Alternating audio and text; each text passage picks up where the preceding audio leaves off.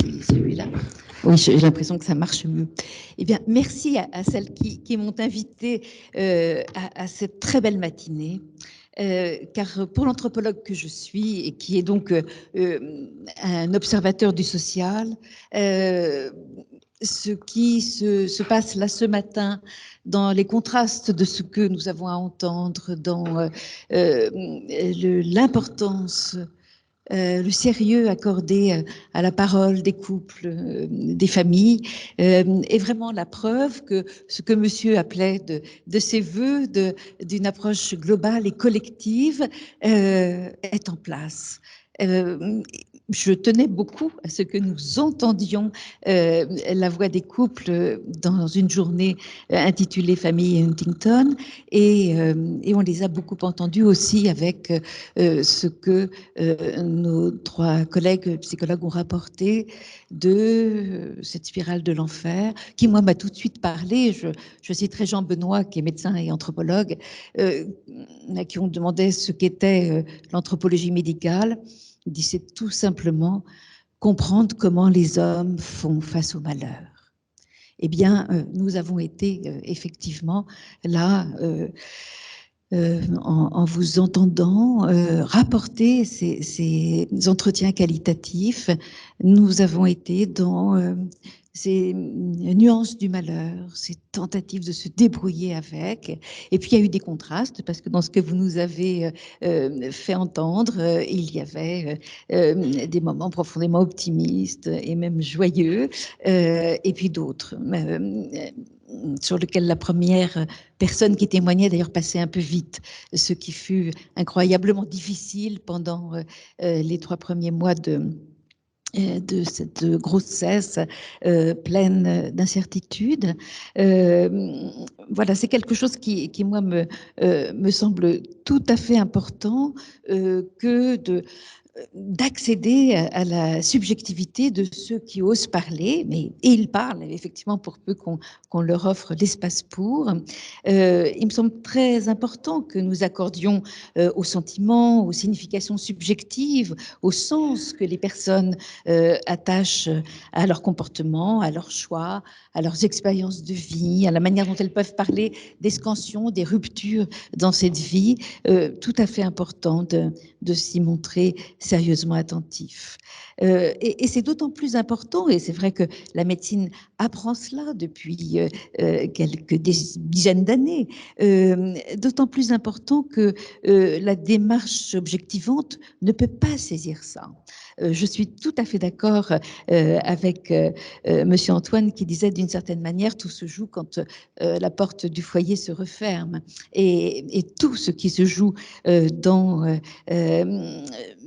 l'intime, mais aussi les relations sociales dans le couple, dans la famille, sont incroyablement riches pour ajouter de la complexité. Donc, nous n'ajoutons pas de la simplification, mais nous ajoutons de la complexité dans ces parcours de vie. Et puis alors, quand cette première personne, femme qui témoigne, dit des risques, il y en a partout et tout le temps, j'étais absolument persuadée qu'elle connaissait cette boutade de Georges Canguilhem, qui était persuadé que c'est parce que nous sommes vivants que nous tombons malades et que c'est normal. Et donc cette idée très forte et qui peut surprendre beaucoup, qu'il n'y a pas de vie sans risque, et que peut-être la vie sans risque, ça n'est pas vraiment la vie, c'est aussi ce qu'indique cette femme, et ça me semble tout à fait à entendre. Donc nous sommes surpris, nous sommes étonnés, et conserver ces capacités d'étonnement me semble incroyablement précieuse, en plus de l'absence de jugement, bien sûr. J'aime bien cette idée du philosophe Jean-François Lyotard, qui disait qu'il fallait aller vers les autres avec un souci de naïveté. Alors vous voyez qu'on abandonne ce que nous savons, et donc nous allons vers les autres sans se soucier de la distance à construire, du risque de la relation, sans vouloir fixer d'une certaine manière trop en amont des hypothèses, et sans vouloir borner un entretien à un simple travail de vérification. Et aussi d'être dans une relation lointaine avec les personnes rencontrées. C'est comme ça que nous pouvons travailler ensemble. Je crois aussi que prendre au sérieux les témoignages que nous venons d'écouter, c'est en fait se soucier d'une éthique des relations. Et cette éthique des relations, eh bien, on peut la décliner, je crois, de cette manière. Une éthique de la retenue, se prémunir de l'intrusion, même si j'ai bien entendu dans ce très bel exposé sur la sexualité très incarnée, qu'il y a aussi à un moment à proposer et peut-être à réfléchir à comment on fait intrusion avec cette question de comment puis-je vous aider pour peut-être les problèmes qui relèvent de la sexualité. Mais bon, là, il y a évidemment toujours cette question dans l'éthique de la retenue, de la juste proximité à trouver. Une éthique de la fonction qui, je crois, est très, très effective ce matin là, dans tout ce que nous entendons, c'est-à-dire l'écoute pour ne pas se substituer. Et puis une éthique de la place, la différence des places pour soutenir à la fois l'altérité, le caractère de ce qui est autre, et puis l'humanité commune que nous avons avec les gens qui viennent jusqu'à nous, vers qui nous allons, avec l'espoir de pouvoir un petit peu les aider. Donc, merci d'avoir fait une si belle place au récit subjectif qui nous permettent, par exemple, de comprendre que le projet des couples recourant au DPN ou au DPI, ou n'y recourant pas, est tout aussi honorable que les motivations traditionnelles d'avoir des enfants. Il y a là effectivement quelque chose, et les témoignages nous invitent à cette tolérance, et il y a là, dans cette éthique des relations qui nous est à tous importante, quelque chose d'essentiel. C'est un beau pari que de se référer à ces récits subjectifs, de s'y arrêter, plutôt qu'à la seule description objectivante des faits. C'est un beau pari parce que ça enrichit nos connaissances, et je pense que c'est vraiment, là, ce matin, ce que nous éprouvons. Moi, j'aime bien ce que Catherine Drapery, qui est philosophe en médecine à Amiens, dit. Elle dit que nous entendons le récit comme le témoignage conscient par lequel l'autre propose un accès à sa situation. Elle dit aussi, par ailleurs, que informer, donner forme, c'est absolument indispensable, mais alors dans un échange réciproque, parce que sinon, eh bien, sans cette formation et information réciproque, nous resterions dans l'informulable. Donc, dire le malheur qui arrive, ou le malheur qui est arrivé, ou celui que l'on craint, c'est le symboliser. Et c'est extrêmement important.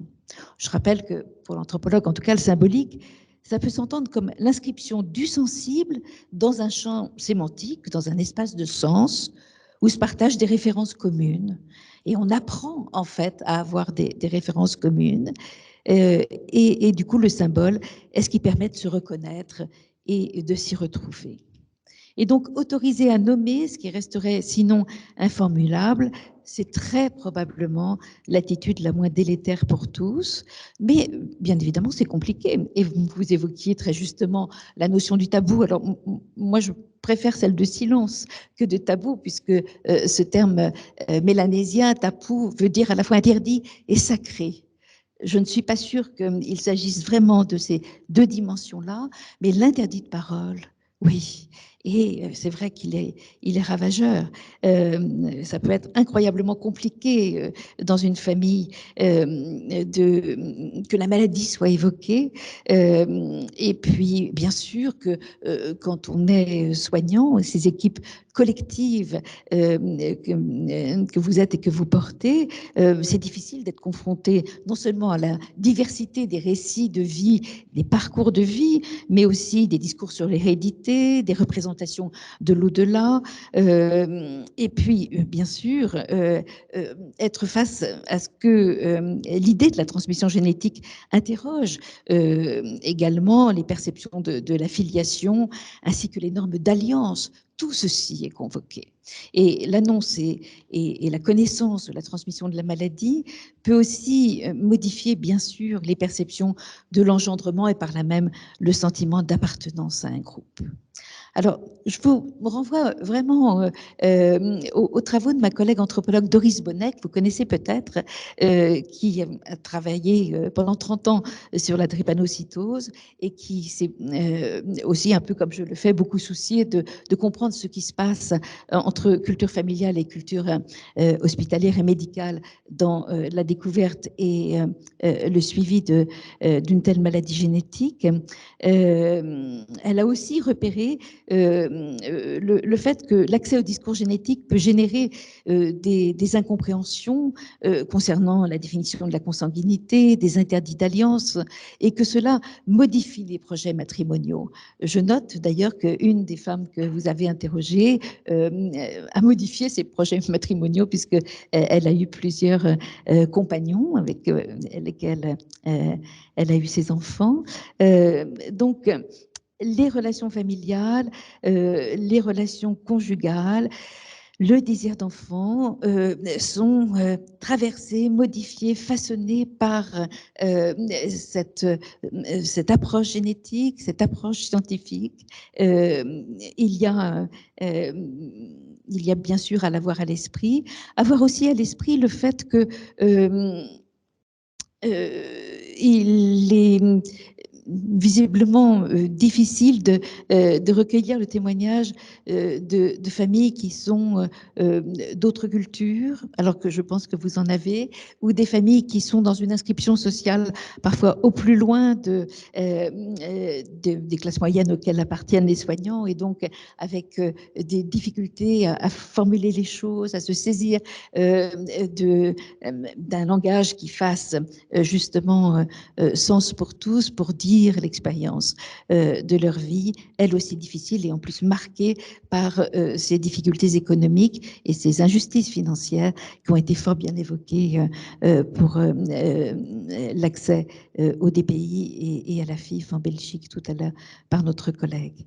De même, je pense que la singularité du chemin de vie, vous l'avez dit, est tout à fait essentielle à saisir, mais aussi l'expression de la déception, du chagrin pour chaque personne, y compris au sein d'une même famille ou d'un même couple.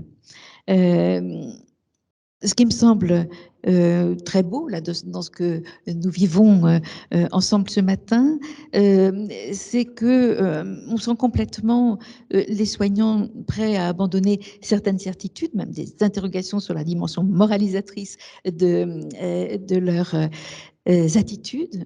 Et j'ai beaucoup apprécié cela, de manière à oui, à penser toujours avec ceux dont on prend soin, ce qui est bon pour eux, une vie suffisamment bonne, hein, pour reprendre Judith Butler et Ricoeur, et d'ajuster selon la situation la démarche d'accompagnement. Et ce n'est pas simple parce qu'en fait, ça oblige sans arrêt à se rappeler qu'en matière de procréation, la présomption est en faveur de la liberté. Et ça peut être difficile de faire avec cette liberté, effectivement, avec ces revirements, ces changements, ces parcours un peu accidentés de la vie et de la maladie.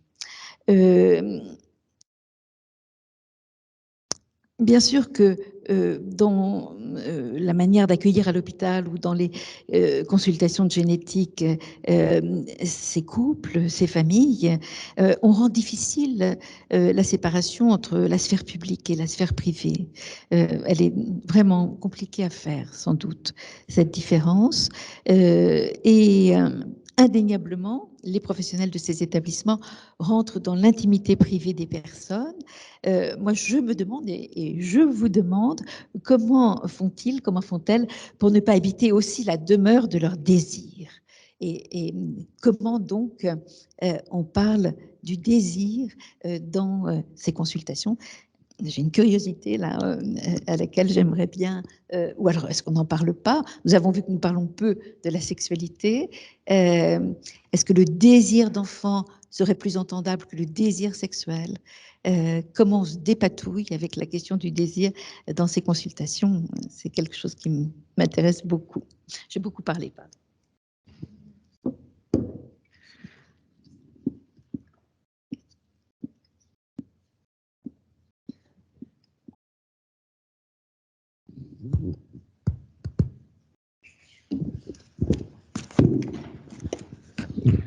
Je pense que le mot désir n'est pas tellement utilisé, mais on propose aux personnes, est-ce que vous souhaitez avoir des enfants? Enfin, on demande s'ils souhaitent avoir des enfants. Et dans la mesure où ils souhaitent avoir des enfants, donc on ne se mêle quand même pas des questions un peu... Le mot désir, ça veut dire tellement de choses que c'est quand même un peu délicat. Donc on parle du souhait d'enfant. Et si les personnes souhaitent un enfant, on leur parle naturellement, je dirais, des différentes possibilités. Est-ce que vous souhaitez avoir un enfant? On légitime, enfin, on est d'accord avec... On fait un conseil génétique non directif. Ça veut dire que on ne va pas dire aux gens, ben, vous allez faire ceci ou cela, d'accord? On explique les avantages, les inconvénients de chaque possibilité pour avoir un enfant. Et disons que s'ils rencontrent un psychologue, on leur dit, écoutez, on pense bien que vous n'avez pas un problème psychologique ni psychiatrique, c'est simplement pour vous accompagner, pour que ce soit plus clair dans vos idées. Parce que malgré tout, enfin peut-être que dans une population qui est bien au courant, pour beaucoup de gens, tout ça, ils ont entendu parler plus ou moins vaguement de toutes les possibilités, mais il y a peu de personnes qui arrivent en disant j'ai tout lu sur le sujet et je comprends et je connais tout. En général, ils sont plutôt, s'ils viennent nous voir, sont plutôt en demande d'avoir des informations, me semble-t-il. Et donc, on leur donne les informations et on répond aux questions qu'ils peuvent avoir. Ce qui m'étonne parfois, c'est qu'il y en a quand même un certain nombre, même s'ils ne savent pas, ils ont déjà leur petite idée avant de nous voir sur ce qu'ils veulent faire. Ça, c'est clair. Et donc, on accepte, mais on leur explique quand même les avantages, les inconvénients, parce qu'il n'y a aucune technique qui est parfaite. Hein. Enfin, il n'y a rien qui est tout à fait simple, en réalité. Mais voilà, il me semble en gros que... Voilà, je ne sais pas si j'ai répondu à votre question, mais en gros, voilà. Merci. Alors, est-ce que c'est les psychologues qui sont en charge des affres du désir pour ces couples?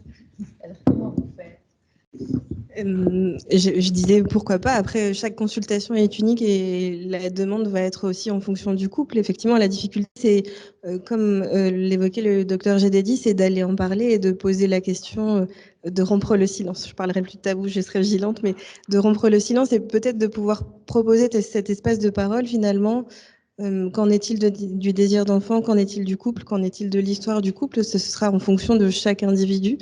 Il est difficile, je pense, d'établir des protocoles ou des choses toutes faites. Et c'est peut-être ce qui reste aussi intéressant dans ces consultations, c'est la singularité de la rencontre. Je pense que la question du désir peut être abordée plus ou moins facilement selon les couples qui sont en face de nous. Et ce que je trouve fondamental aussi, c'est par rapport à cette question-là, c'est l'ajustement aussi au sein du couple, donc de pouvoir faire parler l'un et l'autre. Mais bon, on ne va pas pouvoir aborder la question du désir de la même manière avec chaque couple, effectivement, quoi. Ça dépend vraiment de nous et du couple qui est en face de nous, en fait, je pense. Moi, je ne l'aborde pas d'emblée comme ça, en tout cas. Et la question du désir, si on en parlait, non, c'est plus, voilà, ça va venir petit à petit, il me semble. Je sais pas. Oui, ça dépend, oui, voilà.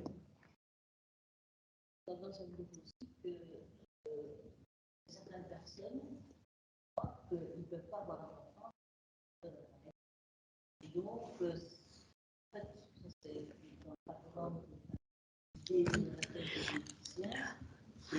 Peut-être changer de micro, peut-être. Vous m'entendez? Oui. Simplement, ce que je disais, c'est peut-être une analyse qui peut être faite par les psys sur les généticiens, c'est que les généticiens sont des personnes qui, souvent, quand ils ont commencé leur profession, à une époque où il n'y avait pas toutes les technologies actuelles, je parle pour moi entre autres, permettaient, avec l'information, à des personnes qui souhaitaient avoir des enfants mais qui croyaient qu'ils ne pouvaient pas en avoir.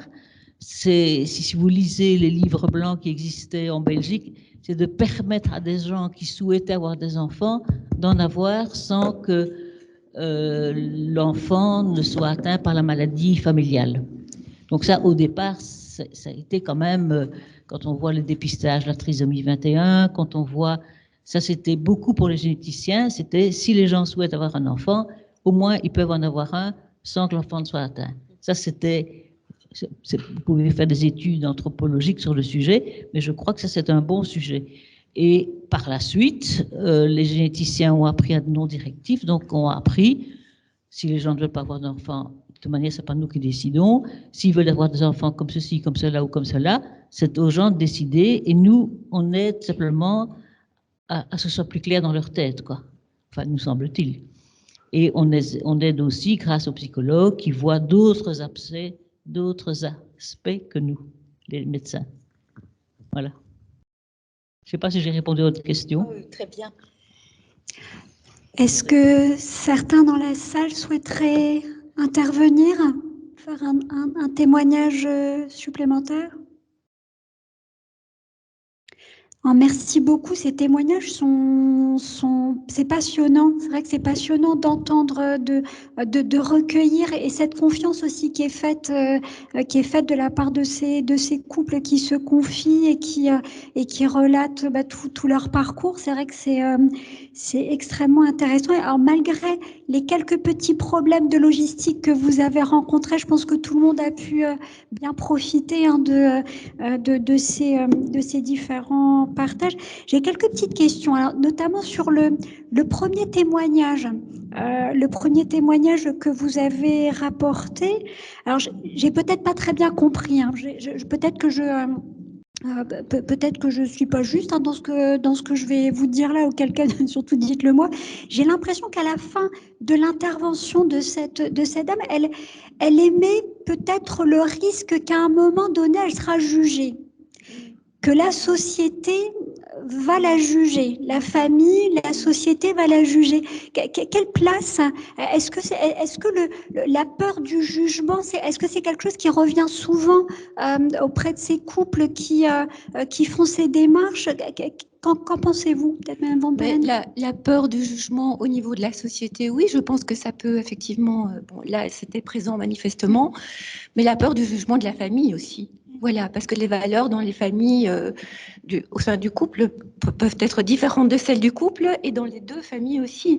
Et donc, cette peur du jugement-là, elle peut être très présente, surtout dans certaines cultures, en fait, par rapport à un choix. Donc, c'est très compliqué, en fait. Et c'est très compliqué, je pense aussi, pour un couple, pour une femme, pour un homme, de faire un choix avec ces jugements-là et ces valeurs-là qui ne sont pas nécessairement les mêmes que les leurs, mais dont ils sont issus en fait aussi, et donc ils font quand même un peu partie d'eux. Donc c'est très compliqué en fait, oui. Donc le jugement est présent. Et c'est quelque chose, c'est vrai qu'il faut laisser la place à tout ça et aux valeurs de la famille et de la société, effectivement. Je trouve que c'est important, oui. Je ne sais pas si tu veux rajouter quelque chose. Je trouvais que c'était intéressant aussi dans cette idée de jugement. Finalement, malgré les problèmes techniques, quand on écoute bien les témoignages, le premier témoignage, c'est une jeune femme qui nous explique qu'elle assume son choix et qu'elle revendique justement ce besoin de liberté, ce besoin de pouvoir avoir un enfant sans se poser cette question-là. Le deuxième témoignage, c'est aussi, le couple parle d'évidence et le mot est fort, je trouve, de se dire, je prends le parti, moi, en tant que couple, de faire un enfant comme le premier, finalement de privilégier la fratrie et l'histoire de la famille. Et le troisième, le couple parle d'une évidence au DPI comme quelque chose de presque non négociable. Je trouve que ce qui est intéressant en parallèle de cette notion de jugement, c'est aussi cette notion d'évidence et de positionnement, de choix réel dans un contexte particulier, dans le contexte de la famille, de se dire je choisis de faire comme ça dans la famille. Alors, il y a un cas... Oh, pardon. Allez-y, je vous en prie. Non, ce que je veux simplement dire, c'est que le témoignage de la première personne a été coupé peut-être pour une question de temps, mais donc cette dame relativement jeune qui a eu son premier enfant de manière, je dirais, naturelle et sans test, elle est avec un autre compagnon maintenant qui souffre d'une affection génétique qui, aux yeux des généticiens, n'est pas nécessairement la pire des maladies. Et donc, ils envisagent d'avoir un enfant tous les deux. Et alors, de faire un test génétique par DPI pour le conjoint. Et en plus, bon, on fera aussi une Huntington, quoi. Mais la façon dont elle le dit, ben, on fera aussi une Huntington, mais le vrai motif, c'est pour la maladie de mon futur conjoint, quoi. Ben, ça montre que nous, on navigue, enfin, je veux dire, nous, les médecins, on suit ce que les personnes souhaitent et on essaye mais on a toujours des petites surprises, quoi. Voilà. Toujours. Il y a un quatrième témoignage que j'aurais voulu entendre, c'est celui des couples qui finalement décident de ne pas avoir d'enfants. Et c'est vrai qu'il y a d'autres problématiques. Je ne sais pas si l'une d'entre vous souhaite en parler. Quelles sont les motivations que rapportent principalement ces couples qui ne souhaitent pas finalement agrandir leur famille, qui ont ce désir de non-enfant ou pas ce désir d'enfant, je ne sais pas comment il faut l'appeler. Qu'en pensez-vous ? Le rapport à la mort et le rapport à la maladie est aussi très singulier et j'ai souvenir d'un cas d'une dame qui expliquait qu'elle ne voulait pas faire de test génétique parce qu'elle ne voulait pas connaître son statut et elle n'a pas voulu faire d'enfant parce qu'elle ne voulait pas prendre le risque d'avoir un enfant porteur de la maladie et il s'est avéré qu'en fait elle n'était pas porteuse de la maladie. Donc c'est un parcours.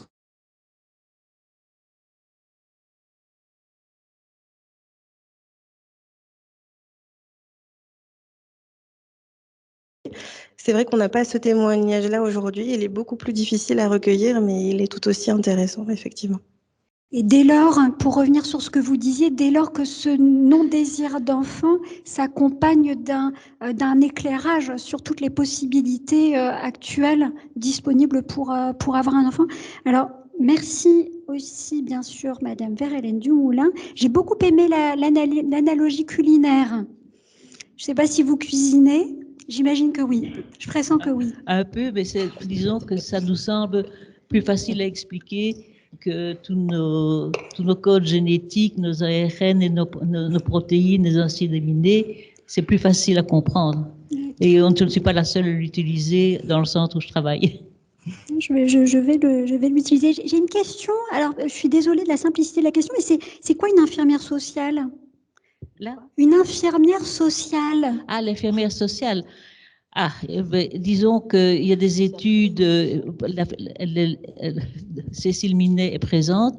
Une infirmière sociale, c'est une personne qui a fait des études d'infirmière et qui, en dernière année, se spécialise essentiellement devant les difficultés sociales que peuvent éprouver, je dirais, les couples face à la sécurité sociale, au handicap, à la médecine scolaire, enfin tout ce qui est, et qui dans une équipe comme chez nous, il y a tellement d'arcanes quand quelqu'un est malade pour pouvoir bénéficier de certains avantages, je sais pas, d'aménagement de la maison, de pouvoir remplir ses papiers pour obtenir une certaine somme d'argent quand on n'est plus capable de travailler, de savoir s'il vaut mieux continuer à être au chômage ou s'il vaut mieux être, comme on dit, sur la mutuelle. Cécile, peut-être que je peux te passer le micro.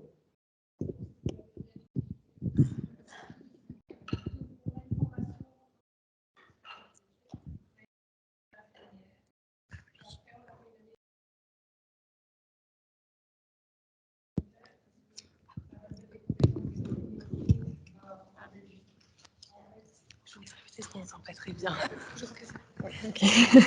Donc je disais qu'on est deux infirmières donc sociales à l'IPG, infirmières en santé communautaire, donc on a une formation d'infirmière et on a fait une année supplémentaire pour tout ce qui est travail plus psychosocial Et donc, tout ce qui est plus prévention, et comme le dit le docteur Dumoulin, tout ce qui est accompagnement autour des démarches qui vont avec certaines situations sociales spécifiques, donc tout ce qui est allocation. Voilà. Et on est impliqué aussi dans le soutien quelque part psychologique parce que voilà, le patient, il arrive avec une démarche administrative ou un besoin d'accompagnement à ce niveau-là, mais il y a aussi toute son histoire qui J'interroge Clémence Simonin, parce qu'on peut.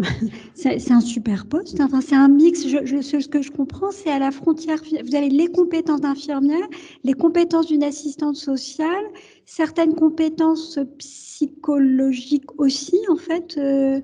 Bon, peut-être Alain. Et Mme Nougaret dit une super infirmière. Oui, je ne doute pas que vous soyez de super infirmière. Oui. C'est ça. Les 30 ans de la découverte du gène l'année prochaine, je crois qu'on va saisir la perche. Eh bien oui, on vient tous alors. Ben voilà, pour les 30 ans de la découverte. Est-ce que d'autres personnes... J'ai commis une erreur, je n'ai pas dit qu'il y avait une deuxième infirmière sociale qui était présente aussi, qui s'occupe aussi pas uniquement de la maladie de Huntington, mais aussi des maladies rares dans le centre. Une question là-haut. Oui, j'ai une question par rapport au troisième témoignage. Je ne sais pas si j'ai bien compris ou pas, mais la maman, Stéphanie, donc n'a pas dû savoir son statut, donc savoir si elle était porteuse du gène pour avoir droit au dépistage prénatal. Parce que bon, moi j'ai été confrontée en Belgique à la même situation, et donc dans 2 universités, donc à Bruxelles, aussi bien à Erasmus qu'à Jette. Donc, j'ai posé cette question, est-ce que je dois savoir mon état pour, qu'est-ce qu'il en est pour avoir un enfant sain, voilà. Et on m'a dit clairement oui. Alors voilà, je me pose la question, est-ce que c'est différent en France qu'en Belgique? Voilà. Peut-être Mme Verlaine. Mais disons que ce qui se passe, c'est que si on peut ne pas connaître son statut, il y a certaines personnes qui ne souhaitent pas savoir s'ils sont porteurs ou pas de la maladie de Huntington, mais qui souhaitent que leur enfant n'ait pas la maladie. Alors, c'est possible dans la mesure où on peut recueillir l'ADN de la personne qui est en face de nous, mais aussi, je dirais, des parents de cette personne. Donc, s'ils sont tous les deux décédés, c'est impossible. Parce qu'en fait, ce qu'on va étudier, c'est analyser la personne elle-même et ses parents. Parce qu'après, on va faire le test vis-à-vis de marqueurs qui sont présents. Disons, allez, j'invente, c'est le grand-père qui est atteint. On va étudier les marqueurs qui sont au niveau des grands-pères, comme si ce n'était pas un peu ces groupes sanguins, mais de marqueurs qui se trouvent juste à côté de son gène. D'accord ? Et en fonction des marqueurs qui sont juste à côté de son gène, on va pouvoir dire si le fœtus qui est à naître ou l'embryon qui est à naître a les marqueurs qui correspondent à la grand-mère ou au grand-père. Et donc, à ce moment-là, il y a moyen de ne pas savoir si on est porteur ou pas. Oui ? Oui, mais donc ça, c'est pas impossible en Belgique, visiblement.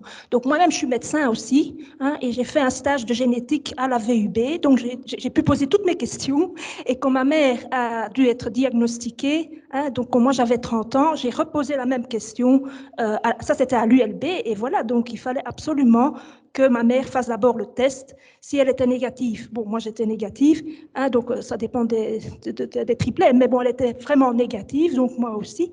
Mais voilà, s'il avait été positif, j'aurais dû faire le test aussi. Voilà, donc ça c'était, il y a 15 ans de ça, mais bon, je sais pas, donc en France, c'est possible de faire autrement. Moi, je suis en Belgique, hein. Ah oui, vous êtes en Belgique. Je suis en Belgique. Donc, oui. En Belgique, le diagnostic prénatal indirect, j'ai dit que je ne pouvais pas parler de tout, le diagnostic prénatal indirect est possible dans la mesure où on peut analyser les grands-parents du fœtus. Donc, ça existe. Alors, l'avantage que ça a, c'est qu'on peut dire à la personne, on ne doit pas dévoiler à la personne qu'elle est porteuse ou pas porteuse. Par contre, l'inconvénient, c'est que si on a les grands-parents, on étudie les marqueurs des grands-parents, mais on ne sait pas si ces marqueurs sont liés aux gènes qui ne fonctionnent pas. Je devrais avoir un dessin, mais bon, aux gènes qui ne fonctionnent pas ou aux gènes qui fonctionnent. Et donc, on va interrompre la grossesse d'un fœtus qui a les marqueurs du grand-père, sans savoir si les marqueurs sont sur le bon chromosome ou sur le mauvais chromosome, enfin, entre guillemets, d'accord? Et donc, il y a un fœtus sur 2 qui est interrompu. Oui. Enfin, à ce moment-là, ça veut dire que voilà, je suis porteuse. Allez, si moi j'avais été dans l'état. Ah non, vous ne savez pas que vous êtes porteuse. Écoutez, je suis désolée. Oui. Je devrais vous montrer un petit graphique. Ce sont. Ah voilà, le docteur, Monsieur Kounet demande la parole. Je reviens vers vous. Je vais profiter par une question, parce que dans le tout premier cas, il y a quelque chose que je n'ai pas bien compris. La dame qui parlait et qui dit « je ne veux pas parce que », bien, si j'ai bien compris, son père était porteur. Oui, elle ne le savait pas encore. Mais ouais, au moment où elle parle, elle est porteuse. Son père était porteur symptomatique. Non, je pense qu'elle a appris par sa cousine que son grand-père était atteint. Ok, d'accord, alors c'est autre chose. Parce que j'avais dit, si son père avait été porteur symptomatique, elle allait être porteuse symptomatique. Et elle aurait dû le savoir en disant, je garde mon enfant à ce moment-là. Parce qu'elle doit aussi prendre sa décision dans un consentement éclairé. Mais je suis d'accord. Non, ok, c'est pas ce dans le niveau-là. diagnostic indirect. Ok, d'accord. Je vous ferai un petit. Il faut je faire reviens un petit schéma. je reviens sur, si vous voulez bien, sur la deuxième. Ça, c'était pour m'éclairer parce que j'avais un peu peur qu'elle ait pris sa décision en n'étant pas complètement éclairée. Mais c'est autre chose. Donc, c'est clair, c'est bien. Dans le deuxième cas, c'est quelque chose que j'ai un peu vécu, je vais le dire aussi simplement que possible.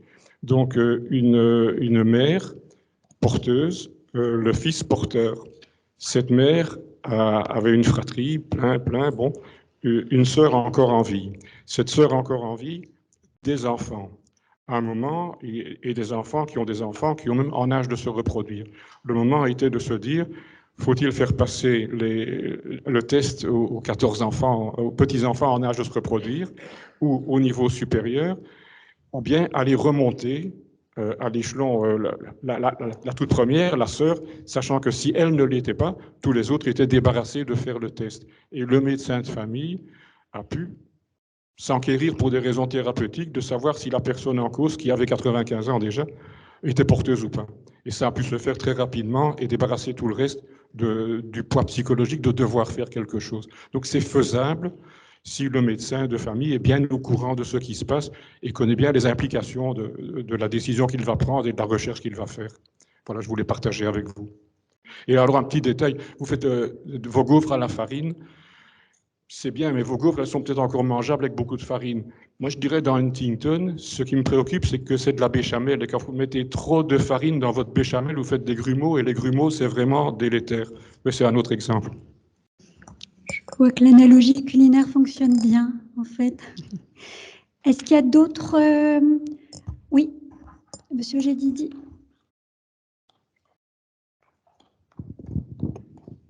Je me dépêche. Ne tombez pas. Hein. Merci beaucoup. Mais c'est parce que on parlait justement des différentes possibilités d'avoir ou pas d'ailleurs un enfant et des différents facteurs, éléments qui peuvent influencer ce choix. Et c'est vrai qu'on en discutait un petit peu ici entre nous. Parce qu'on était un peu dissipés à certains moments, à ma courte honte. Et en fait, il y a un élément dont on n'a pas du tout parlé et qui nous semble quand même relativement important, c'est l'enfant lui-même. Nous, on connaît beaucoup de patients qui, étant devenus adultes et ayant développé la maladie, présentent un ressentiment important vis-à-vis de leurs parents, et particulièrement de leur mère. En disant ils le savaient, ils n'ont rien fait, etc. Donc je pense que ce n'est pas le cas de tous les enfants, et je pense que ça doit être d'autant plus le cas, sans pouvoir le prouver, dans les familles où on en a sans doute peu parlé, mais je pense que c'est quand même un élément aussi à intégrer dans la globalité de cette question qui est décidément très épineuse. Vous avez tout à fait raison de le... Non, allez-y, je vous en prie. Vous avez tout à fait raison de le souligner. Effectivement, comment ça se passera dans la famille une fois que l'enfant sera en âge de comprendre que son parent a fait un choix qui lui a été propre à un moment donné. Là, le discours s'est axé effectivement sur le désir d'enfant ou le non-désir, même d'enfant assumé chez les patients qui pourraient souffrir de cette maladie ou qui en souffrent. C'est tout l'intérêt, je pense, d'un accompagnement à long terme aussi, finalement, de se dire, mais qu'est-ce qu'on fait pour ces familles où la maladie est présente et peut entraver les relations entre les individus, peut entraver aussi l'identité de l'individu. À la fois, je fais partie de la famille et je suis le fils de mon père parce que j'ai cette maladie-là, et en même temps, je refuse cette maladie-là parce qu'elle fait de moi quelqu'un de malade. Donc il y a aussi toute une complexité dans les interactions qui va être intéressante à penser, et c'est l'intérêt de l'approche de Madame Van Pamel et moi-même sur plutôt quelque chose de systémique. On va aller voir les interactions et la globalité, mais c'est quelque chose à accompagner dans le temps. C'était pas la thématique d'aujourd'hui, mais effectivement, on aurait pu aussi, on pourrait en faire toute une journée.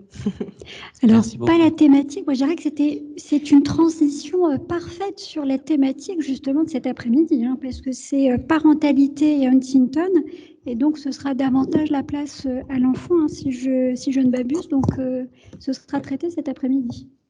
Oui, justement, dans le sens de cet après-midi et le sens de ce matin, un sujet qui n'a pas été évoqué, c'est la question que, quelque part, à un moment donné, il faut se poser, c'est que dans un couple qui souhaite avoir un enfant, est-ce que si le conjoint, je dirais, développe la maladie, l'autre parent est prêt à éduquer et à assumer un enfant avec une épouse ou un époux qui est malade? Et là, c'est quand même aussi une question qui doit, quelque part, à un moment donné, être posée de manière délicate ou pas, mais enfin, plutôt délicate, mais qui entre, je crois, en jeu lorsqu'on fait un diagnostic génétique préimplantatoire. Est-ce que si le conjoint tombe malade, est-ce que l'autre parent se sent d'attaque, enfin, pour assumer et le conjoint malade et un enfant élevé? Oui, tout à fait. Mais on n'a pas le temps de parler de tout ça, mais disons que c'est quand même une piste importante. Je vais la noter. J'ai mon petit carnet, mais effectivement, non, c'est une piste extrêmement importante. Je ne sais pas s'il y a d'autres... Oui, Clémence? Oui, j'ai un commentaire sur le jugement et le fait d'assumer son choix. Moi, par expérience, je pense pas avoir déjà vu des personnes qui regrettent leur choix par rapport à la manière dont ils ont conçu les enfants. En revanche, ce qu'ils peuvent regretter, c'est de ne pas avoir eu le choix et d'avoir pas été informés soit de la présence de la maladie dans la famille, soit des différentes techniques de tests. Donc, je pense qu'il y a vraiment un accent très important à mettre sur l'information et sur une information précoce de ce qui est possible. Après, c'est le choix de chacun sur voilà, ce qui va lui convenir le mieux, sans jugement, parce que bon, qui serait la personne qui se permettrait de juger? Mais l'information, c'est vraiment primordial. Je pense que c'est le mot parfait de conclusion. Nous sommes même dans les temps. Merci infiniment à cette table ronde. Merci à tous les intervenants de la matinée. Et donc, pause jusqu'à... Comment? 13h45. Merci beaucoup. Et je laisse la parole.